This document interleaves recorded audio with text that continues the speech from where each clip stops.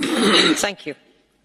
Mr Farage, 2.5 minutes. Thank you. As Mr Moscovici said at the start of this, the leak of all these papers and lists of people with offshore holdings has come about because of the Society of Investigative Journalists. But what's not been said this morning, and I think is relevant, is that the funding of these investigations came from one George Soros.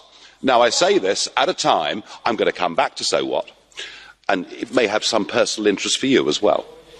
I say this at a time when the use of money and the influence it may have had on the Brexit result or the Trump election has reached a level of virtual hysteria.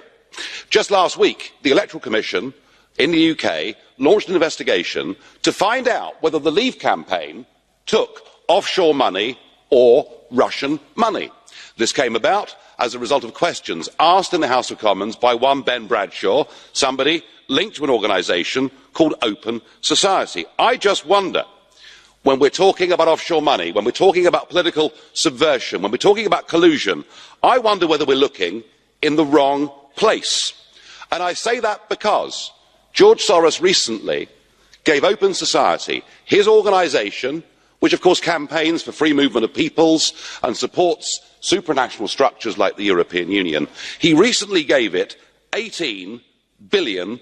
And his influence here and in Brussels is truly extraordinary. Open Society boast that they had 42 meetings last year with the European Commission. They've even published a book of reliable friends in the European Parliament, and there are 226 names on that list, including yours, sir. I thought you'd find this interesting. We even had last week Mr Verhofstadt lobbying on behalf of Mr Soros at the Conference of Presidents in a battle that is going on with Viktor Orban, the Prime Minister of Hungary. If we're going to have a debate and we're going to talk about full political and financial transparency, well, let's do it. So I should be writing today to all 226 of you, asking some pretty fair questions. Have you ever received funds, directly or indirectly, from Open Society? How many of their events have you attended? Could you please give us a list of the meetings of all the representatives, including George Soros yourself? And I think this Parliament should now set up a special committee to look into all of this. And I say that because I fear we could be looking at the biggest level of international political collusion in history. Mr Farage, there's a question from Madam Regner. Will you accept? Yes. Please put the question. 30 seconds. Thank you. You are diverting from the subject. We are discussing the subject of the Paradise Papers here.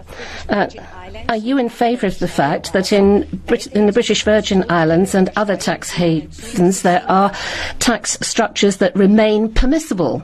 Yes or no?